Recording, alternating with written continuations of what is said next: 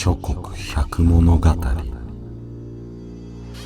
第42話大海の国笠間というところ接近の化け物のこ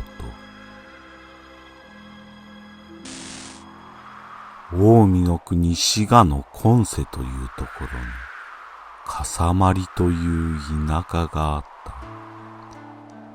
この田舎のある家の便所に化け物が出ると言って近づく人はいなかった。風の吹く時には毛むくじゃらの手で尻を撫でられるのだという。ある人がこれを聞いて化け物がどんな様子か見てやろうと思い便所に入って待ち受けると、ザーッと風が吹くと同時に、毛むくじゃらの化け物の手が、尻をしきりに撫でてきた。すぐに手を差し下ろし、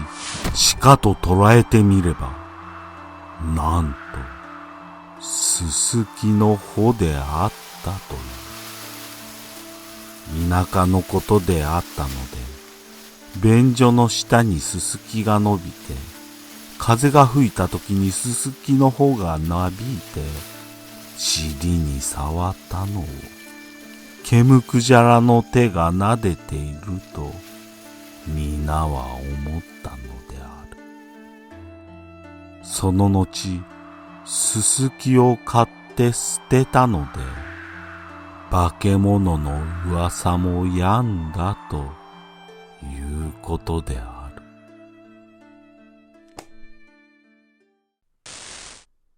幽霊の正体見たり、枯れ尾花という有名な俳句がある。怖い怖いと思っていると、すすきの穂も幽霊に見えてしまう。大騒ぎした割に、実際は大したことがないなどの意味で用いられる。もともとは、化け物の正体見たり枯れ尾花の俳句に由来していると言われ、江戸時代の俳人、横井弥生が、俳文集のうずら衣で読んだ俳句だと言われている。この横井弥生が生きた時代は、西暦1700年代で、諸国百物語の成立はそれよりも早い、延宝5年、西暦1677年である。当時元禄文化が花開き、太平の世が訪れた時代で、怪談を楽しみ、怪異を笑い飛ばす風潮があったのかもしれない。そんな世の中がいつまでも続くことを願うばかりである。